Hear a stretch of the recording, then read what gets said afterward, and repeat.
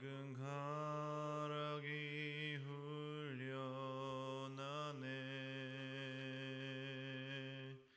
하늘 곡조가 언제나 흘러나와 내 영혼을 고이 싸네.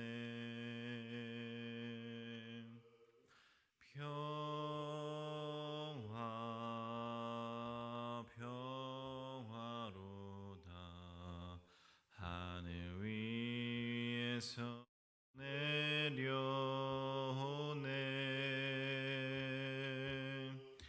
그 사랑의 물결이 영원토록 내 영혼을 높으소서. 내 마음속에 솟아나 이 평화는 이 집 묻힌 보배로다.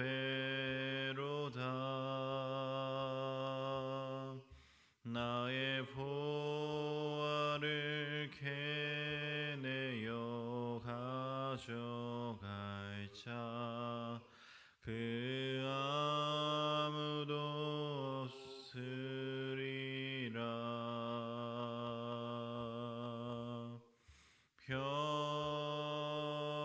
평화 평화로다. 하늘 위에서 내려오네.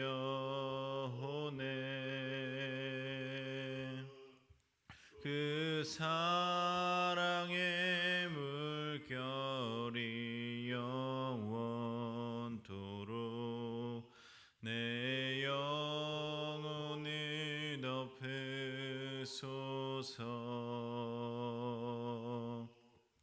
내 영혼의 평화가 넘쳐남은 주의 큰 복을 받음이라.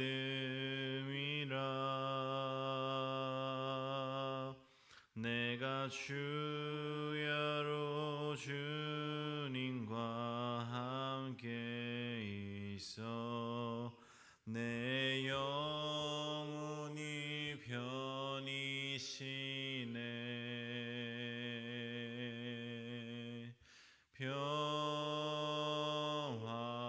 평화 평화로다.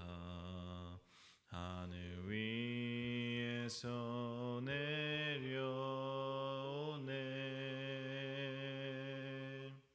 그 사랑의 물결이 영원토록 내 영혼을 덮으소서. 이 땅 위에 험한 길 가는 동안 참된 평화가 어디 있나.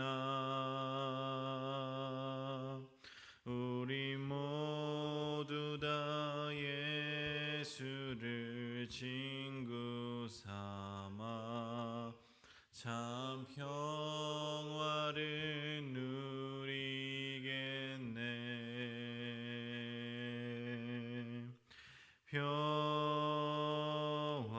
평화 평화로다.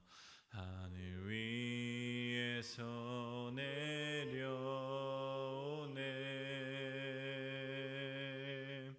그 사랑의 물결이 영원토록 내 영혼을 덮으소서.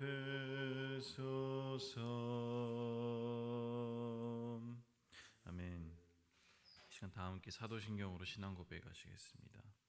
전능하사 천지를 만드신 하나님 아버지를 내가 믿사오며 그 외아들 우리 주 예수 그리스도를 믿사오니 이는 성령으로 잉태하사 동정녀 마리아에게 나시고 본디오 빌라도에게 고난을 받으사 십자가에 못 박혀 죽으시고 장사한 지 사흘 만에 죽은 자 가운데서 다시 살아나시며 하늘에 오르사 전능하신 하나님 우편에 앉아 계시다가 저리로서 산 자와 죽은 자를 심판하러 오시리라.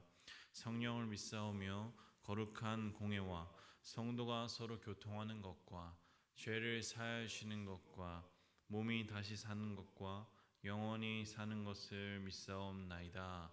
아멘. 시간 함께 나눌 말씀은 사무엘하 19장 16절에서 23절까지의 말씀입니다. 사무엘하 19장 16절에서 23절의 말씀을 우리 함께 한 절씩 교독하도록 하겠습니다.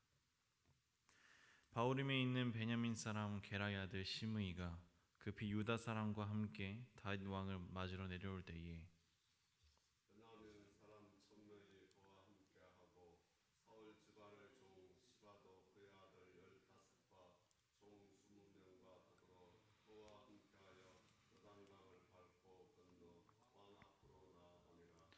왕의 가족을 건너가게 하며 왕이 좋게 여기는 대로 쓰게 하려 하여 나룻배로 건너가니 왕이 요단을 건너가게 할 때에 게라의 아들 시므이가 왕 앞에 엎드려 왕께 아뢰되 내 주여 원하건대 내게 죄를 돌리지 마옵소서.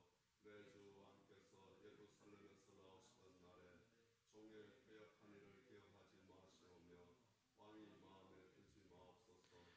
왕의 종 내가 범한 줄 아옵기에 오늘 요셉의 온 족속 중 내가 먼저 내려와서 내 주 왕을 영접하나이다 하니 스루야의 아들 아비새가 대답하여 이르되 시므이가 여호와의 기름 부으신 나를 저주하였으니 그로 말미암아 죽어야 마땅하지 아니하니까 하니라. 다윗이 이르되 수르의 아들들아 내가 너희와 무슨 상관이 있기에 너희가 오늘 나의 원수가 되느냐 오늘 어찌하여 이스라엘 가운데에서 사람을 죽이겠느냐 내가 오늘 이스라엘의 왕이 된 것을 내가 알지 못하리요 하고 왕이 시므에게 이르되 내가 죽지 아니하니라 하고 그에게 맹세하니라. 아멘. 오늘도 새벽 깨어 하나님 앞에 나와 예배드리는 성도님들 마음속에 주님의 은혜가 함께하기를 소망합니다. 지난 수요예배 때 말씀을 전해주신 박근진 목사님이 UFC 선수들의 삶에 대해서 잠깐 언급하셨었습니다. 저도 궁금해서 이 UFC 선수 전찬성 선수라는 이름의 선수를 이제 한 방송에서 그의 삶에 대해서 이제 내비친 것을 좀 보게 되었는데요. 찾아보니 이제 경기 전에 이제 개체량을 통과하기 위해서 12시간 전부터 이제 발열 크림을 바르고 이제 뜨거운 물에 들어갔다 나왔다 하면서 이제 극악적인 방법으로 이제 땀을 배출해서 체중을 이제 감소시키는 그런 모습을 봤습니다. 그리고 개체량을 이제 무사히 통과하고 다시 이제 고열량 음식을 먹고 회복하면서 이제 그렇게 어렵게 이제 경기장에 오르지만 2라운드 때 이제 결승전에 이제 올라가는 그 이제 3차 4강전이라 해야 될까요? 2라운드 때 이제 상대 선수의 이제 타격을 받고 이제 의식을 잃습니다. 보통 일반 선수였다면 그냥 그 자리에서 쓰러졌을 텐데 정찬 선수는 이제 그동안 이제 수많은 훈련을 이제 거듭하면서 다져지고 이제 만들어진 정신력으로 2라운드 때 이제 정신을 잃었지만 5라운드까지 이제 쓰러지지 않고 무의식으로 이제 마지막까지 버티는 그런 진정한 프로다운 모습을 보여주었습니다. 그렇게 이제 목사님께서는 수요예배 때 목사님께서는 그런 이제 선수들의 치열하게 이제 순간순간을 그렇게 살아가는 삶이 결코 우리와 다르지 않다는 말씀과 함께 성경의 말씀을 이제 메시지를 전해 주셨습니다. 그런데 이 시간 우리가 함께 나눌 이 사무엘하 19장 말씀을 묵상하고 또 준비하면서 이 시간 성경에서 우리에게 말씀하시는 메시지도 별반 다르지 않다는 것을 다시금 깨닫게 되었습니다. 우리가 신앙생활을 하면서 대부분 사람들이 크게 착각하는 것은 내가 교회를 다니면, 내가 하나님을 믿으면 그 전에 나와의 모습과 달라질 것이라는 그런 착각을 한다는 것입니다. 왠지 내가 교회를 다니면 나에게 없던 물질이 채워지고, 왠지 내가 교회를 다니면 부족했던 능력이 생기고, 또 왠지 내가 교회를 다니면 사회에서 인정받는 그런 명예가 생길 것이라는, 보다 더 나은 내가 될 것이라는, 그리고 보다 더 나은 내 삶이 될 것이라는 그런 착각에 빠진다는 것입니다. 그러나 이것은 신앙생활이 아닌 종교 생활임을 기억하시길 바랍니다. 내가 전심으로 내 마음과 정성과 그리고 시간을, 그리고 내 헌신을 하나님께 드릴 때에, 그런 나의 믿음을 통해서 하나님의 마음을 알게 되고 하나님의 그 놀라운 나를 향한 사랑을 느끼게 됨이, 그것이 신앙생활임을 기억하시길 바랍니다. 그리고 그 사랑을 알아가는 과정과 하나님의 마음을 알아가는 과정이 신앙의 훈련임을 깨달아 나아가는 주의 자녀가 되기를 소망합니다. 성경을 보면은 기록된 그 위대한 신앙의 성도들이 모두 하나님의 은혜를 입어서 큰 능력들을 행하고 또 큰 업적들을 남기지만, 사실은 그들이 하나님께 쓰임받기까지의 그 과정들이 있었고 큰 연단의 시간이 있었음을 우리가 알아야 할 것입니다. 토요일마다 청년부 때 창세기 말씀을 나누면서 그 요셉의 삶에 대해서 나누고 있습니다. 이 요셉이 이집트의 총리가 될 때까지 그의 삶은 어찌 보면 상처투성이 뿐이었습니다. 형들에게 버림받고 또 팔려간 외국에서 그렇게 고생하면서 잘 살아보려고 노력하지만 누명을 받아서 감옥에 갇히게 되고, 또 파라오에게 불려가서 생과 사를 오고 가는 그런 문제 앞에 놓이게 됩니다. 그러나 매 순간순간마다 하나님께서 함께 하셔서 그런 위기와 유혹들을 이겨내고, 또 그런 과정들을 겪어가면서 훈련되어진 요셉이 결국 애굽의 총리가 되고, 또 그런 위대한 구약 역사의 발판을 남기게 되는 것입니다. 이처럼 요셉 외에도 또 성경에 이제 아브라함, 또 여호수아, 모세 등등 성경의 인물들이 하나님의 손에 쓰임 받기에 부족함이 없게 자기 스스로를 절제하고 또 훈련하고, 하나님께서 허락하신 그 어려움들을 순종하고 또 나아갈 때에 그런 하나님께서 쓰임 받게 거듭되어진다는 것을 우리가 깨달아야 할 것입니다. 즉, 우리가 종교인이 아닌 신앙인으로 살아갈 때에는 하나님께서 그렇게 어김없이 우리에게 허락하시는 위기들이 있고 어려움들이 있지만, 그 과정들을 통해서 우리가 보다 더 성숙된 자녀로 훈련되어지고 연단되어진다는 것입니다.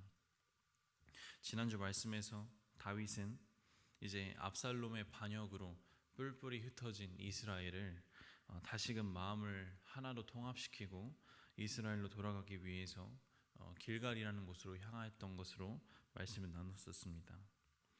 그 과정 가운데서 자기 지파 사람들의 그런 잘못으로 인해서 선뜻 나설 수 없었던 유다 지파에게 다윗은 먼저 손을 내밀고 포용하였던 그런 모습을 나누었는데, 오늘 말씀을 보면은 이런 다윗은 우리가 신앙인으로서 갖춰야 할 그런 참는 모습을, 그런 깊고도 넓은 마음을 보여주고 있습니다. 우리 함께 본문 말씀 16절에서 17절을 합독하도록 하겠습니다. 바후림에 있는 베냐민 사람 게라의 아들 시므이가 급히 유다 사람과 함께 다윗 왕을 맞으러 내려올 때에 베냐민 사람 1000명이 그와 함께하고 사울 집안의 종 시바도 그 15과 종 20명과 더불어 그와 함께하여 요단강을 밟고 건너 왕 앞으로 나아오니라. 아멘.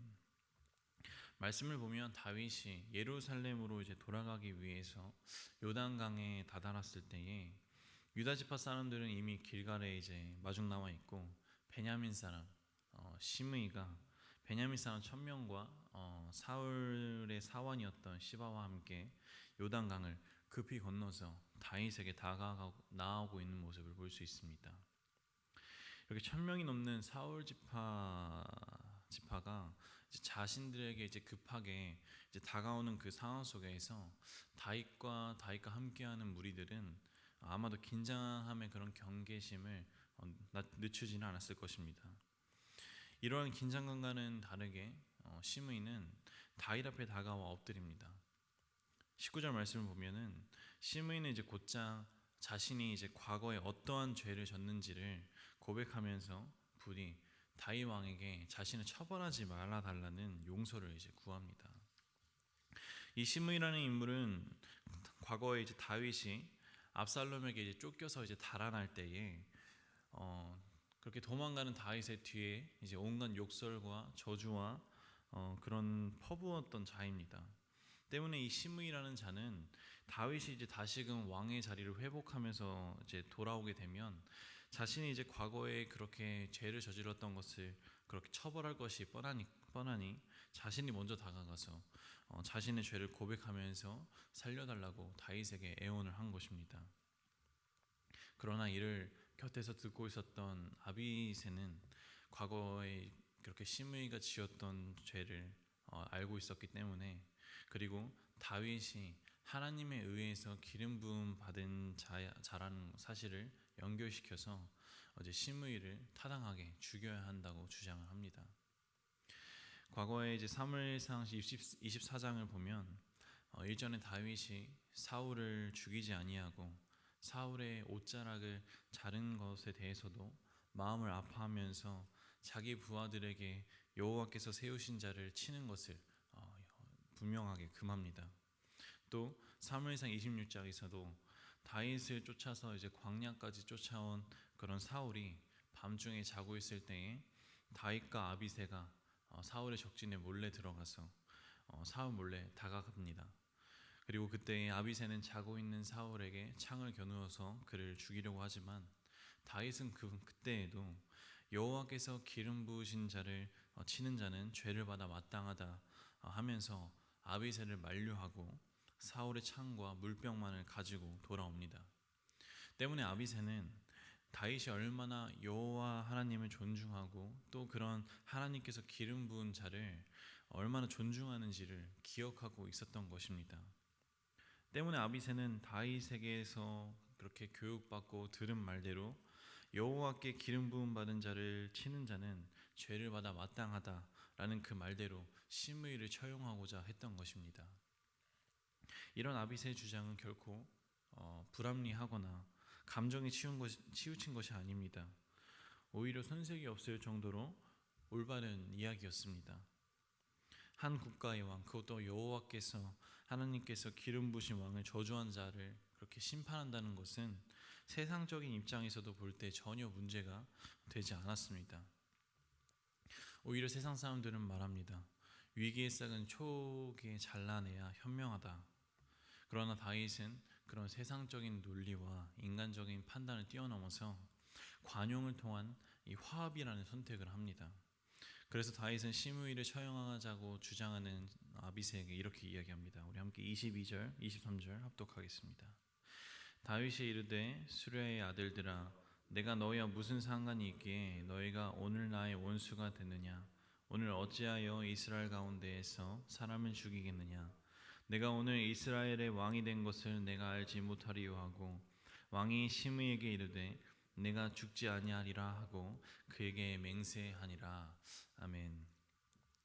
다윗은 자신이 다시 이스라엘의 왕으로 회복하는 이 시점에서 다른 사람을 정죄하기보다는 하나됨으로 함께 나아가는 것이 더 중요하다라고 말합니다. 그리고 다윗은 시므이에게 내가 죽지 아니라 하고 맹세합니다. 이러한 다윗의 맹세 그리고 시므이를 용서하는 모습을 통해서 남의 잘못과 실수에는 은혜의 잣대로 관용하고 또 자신의 상황 속에서는 하나님의 기준의 진리의 잣대를 적용하는 다윗의 그 신앙의 성숙함을 바라보게 됩니다.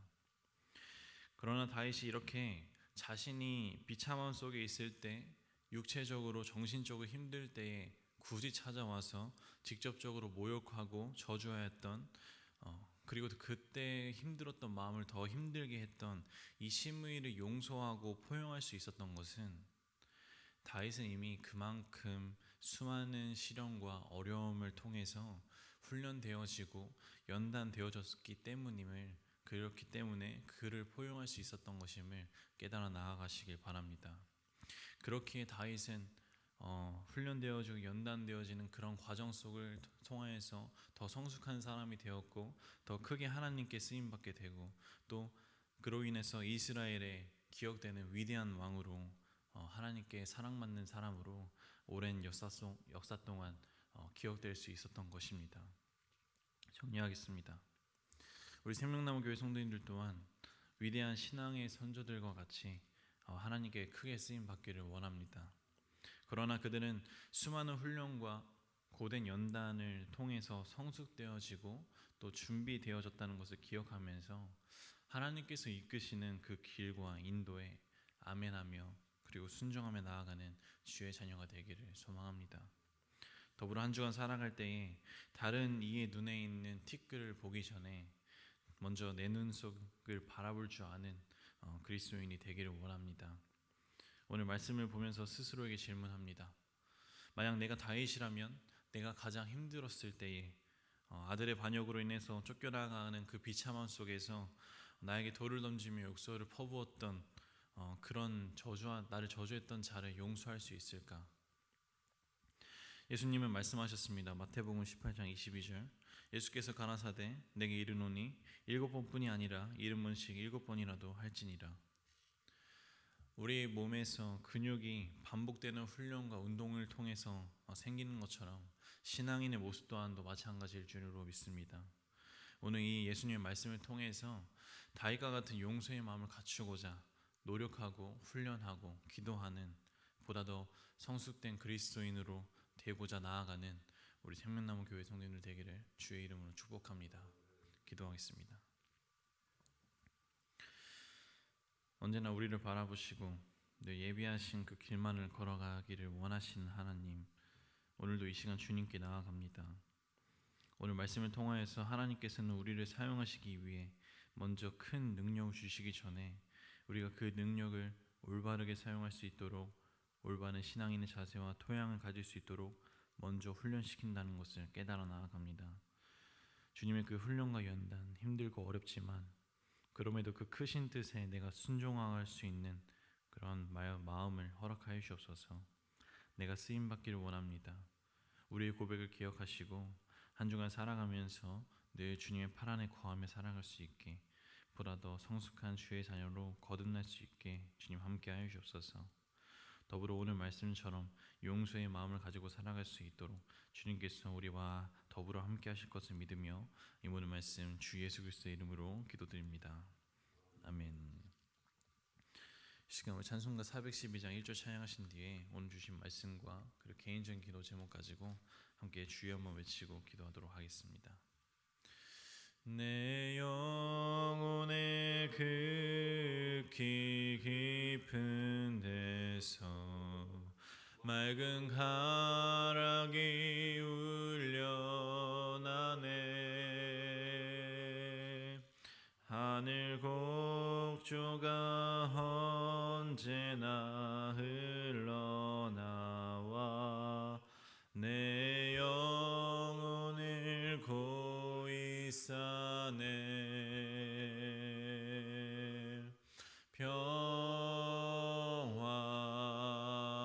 평화로다 하늘 위에서 내려오네. 그 사랑의 물결이 영원토록 내 영혼을 덮으소서.